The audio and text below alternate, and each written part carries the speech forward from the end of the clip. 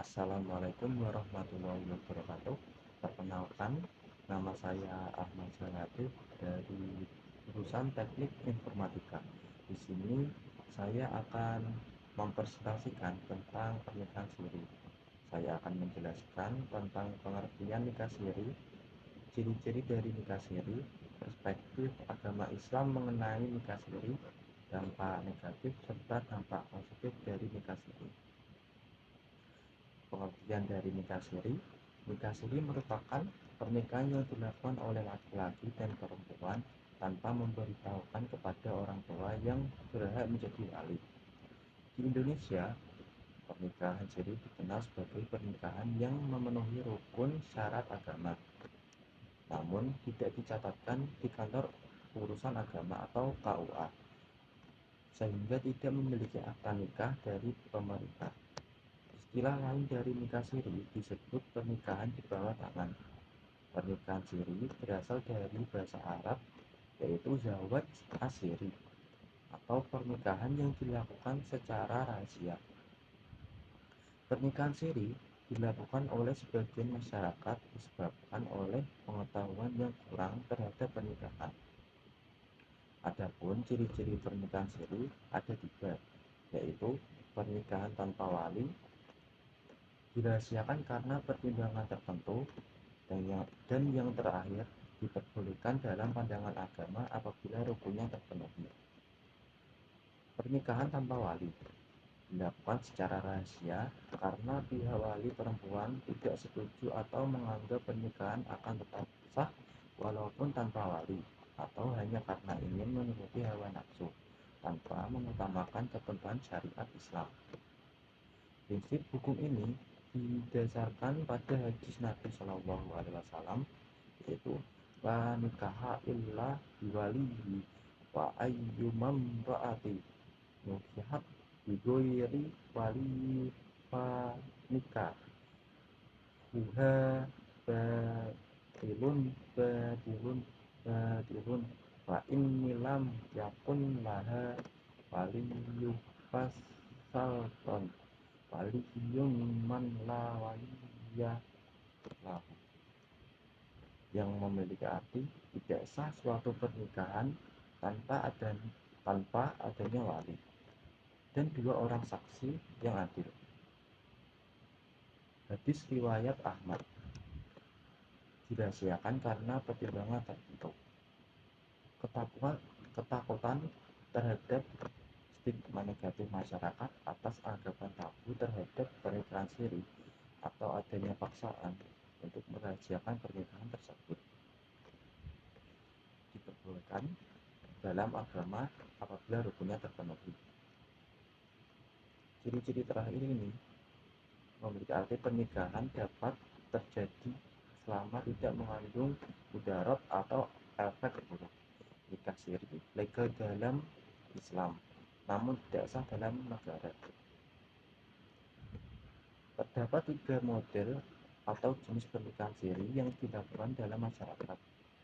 Yang pertama, pernikahan dilakukan oleh pasangan yang sudah cukup umur, yang dilangsungkan di hadapan petugas negara serta dicatat oleh pegawai pencatat nikah, namun hanya dihadiri oleh kalangan keluarga terdekat saja atau tidak diumumkan dalam suatu resepsi atau walimatul ursi. Yang kedua, pernikahan dilakukan oleh pasangan yang masih di bawah umur menurut undang-undang dan masih bersekolah.